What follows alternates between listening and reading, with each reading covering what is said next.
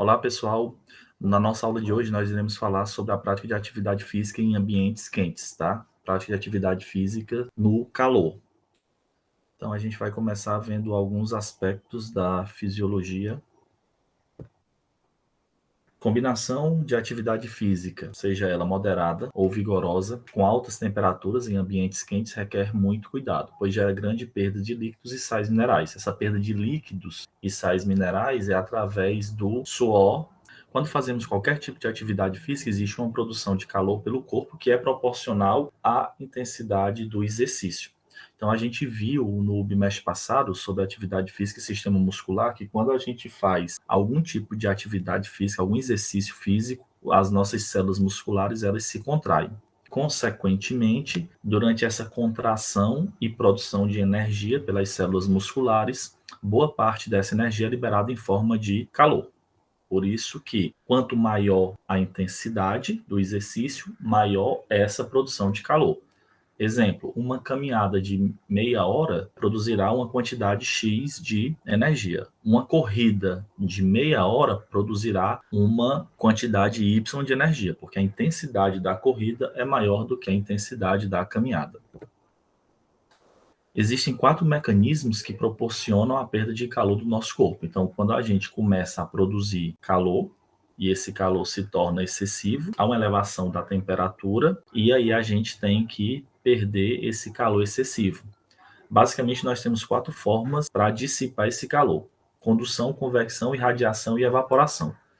Os 3 primeiros, pessoal, estão relacionados com ambientes frios, tá? E o quarto, no caso a evaporação, é o que está relacionado com o nosso ambiente quente. Quando a temperatura ambiente é mais elevada, ou seja, quando estamos num local de clima quente, isso também vai influenciar na produção de calor do nosso corpo. E basicamente nessas situações, o mecanismo de resfriamento utilizado pelo corpo é a evaporação, no caso, a evaporação do suor que é liberado pelo próprio organismo.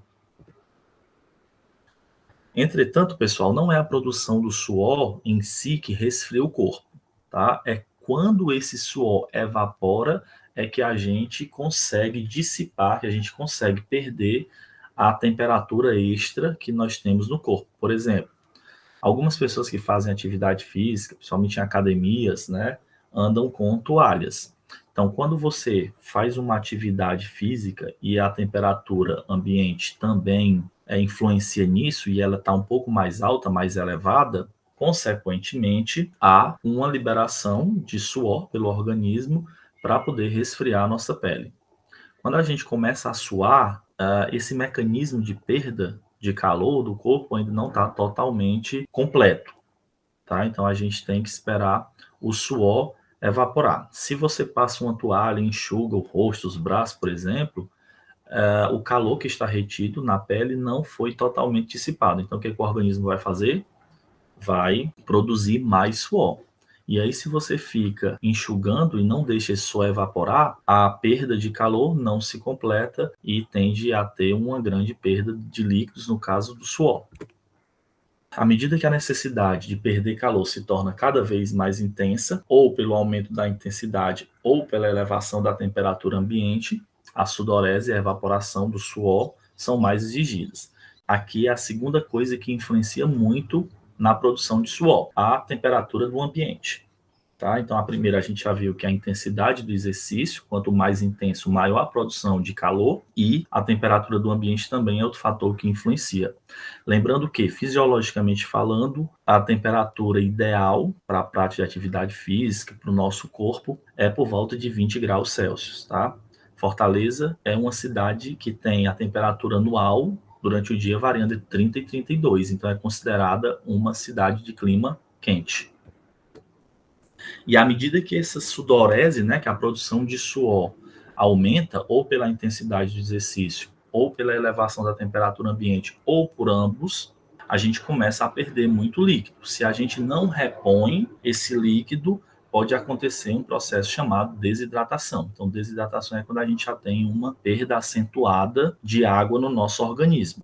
Pode trazer alguns problemas fisiológicos, como elevação da pressão arterial, né? O coração vai ter muito mais esforço para bombear o sangue, porque o sangue está mais grosso, mais denso devido à desidratação. Então, o suor, que é liberado pela pele, boa parte uma água que provém do nosso sangue. E a desidratação, pessoal, ela é muito prejudicial para o nosso corpo, principalmente para quem é atleta de rendimento. Os estudos mostram que a cada 1% de desidratação que o nosso corpo tem, há uma perda de 5% no rendimento esportivo. Então, se a gente pensar em atletas de alto rendimento de competição, como é o caso das Olimpíadas, né, que terminaram recentemente, isso é uma perda muito grande. E como vocês podem ter acompanhado nas próprias Olimpíadas, né, nessa época do ano, estava muito quente lá no Japão. Então, ó, a hidratação, pessoal, é fundamental para não haver a perda de líquido excessivo do corpo e não ter essa queda de desempenho que eu falei antes. Além disso, a desidratação é um processo inicial. Então, se a gente continua fazendo uma atividade física, por exemplo, ou por longo período, ou não se hidrata direito, um segundo problema pode ser o que é chamado de hipertermia, tá? Então, basicamente, hipertermia é o aumento acentuado, a elevação acentuada da temperatura corporal. A gente tem uma temperatura média por volta dos 37 graus Celsius. Então, isso é a temperatura corporal, não é a temperatura ambiente, tá? Não tem nada a ver. Então, a temperatura corporal do ser humano é por volta de 37 graus Celsius. Se a gente passa dos 40 graus, a gente já está com uma hipertermia mais acelerada, né, mais avançada, e tem consequências para o nosso corpo, inclusive podendo levar à morte. Existem 3 tipos de desenvolver uma hipertermia. O primeiro e mais comum é a chamada hipertermia clássica, que é quando a gente passa muito tempo exposto ao sol. Por exemplo, você vai à praia, passa o dia todo na praia. Então, quando chega à noite, você sente aquela quentura no corpo, aquela sensação de uma temperatura maior na pele, no corpo, em decorrência da exposição prolongada ao sol. Isso pode desenvolver uma chamada hipertermia clássica, que é o fator mais fácil de encontrar, né? Quando a gente passa muito tempo exposto ao sol. Uma segunda forma de desenvolver hipertermia é através do esforço físico repetitivo. Então, a gente viu que exercício físico, né, atividade física de uma forma geral, produz energia. Então, quando você passa muito tempo fazendo uma atividade física e se for num local de clima quente, você fica suando, não tem a reposição hídrica suficiente, então, com o passar do tempo, a gente pode desenvolver hipertermia, né, que é o aumento da temperatura corporal, em decorrência dessa prática do esforço físico prolongado.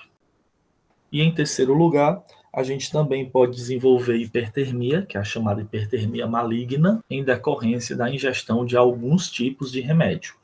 Então, vocês já devem ter visto em filmes ou em novelas, né, alguém que tentou se suicidar, tentou se matar, utilizando a ingestão de grandes quantidades de remédio.